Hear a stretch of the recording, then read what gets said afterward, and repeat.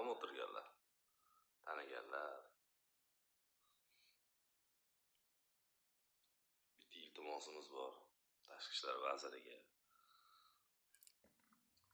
Elchixonalarga cho'chqaxonayu iltimos, telefon qilinglar, ozgina ishla deb. Telefon qilsak, telefonlarni ko'tarmayapti. Bu yerda 3-avgust kuni kelganman men bu yerga. Hop, 2-avgust kuni ushalganman, 3-avgust kuni kelganman. Ushashimning sababi sen granitsadan ko'p kirdi chiqdi qilgansan degan.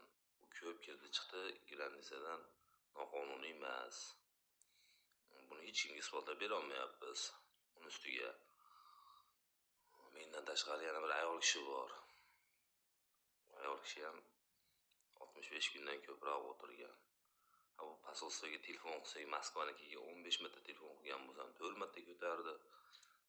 Moskvaniki 4 marta ko'tarib, Kazanga aytdi. Kazan 1 marta menga telefon qildi-da, shu baravar dom-daraki yo'q. 30 marta telefon qildim, umuman Kazanni posolstvosi javob bermaydi telefonga. Tashqi ishlar vaziri ozgina bu qarab qo'ysa bo'ladimi? Nima bo'lyapti bu odamlar? Nimaga buncha ko'p o'tiribdi? Bugun 45-kun ekan. 45 kun kichkina kun emas, endi juda ko'pda 1,5 oy degani. 1,5 oydan beri o'tiribdi shu yerda mana. Ustiga bu yerda agar 20 kun o'tirgan odam men ketdim, aka shartnomaga qo'l qo'yaman deydi. Andijondan ekan.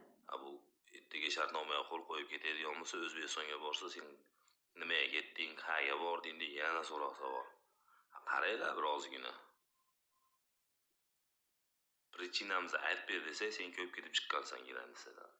Granitsadan ketib chiqish noqonuniy emas u.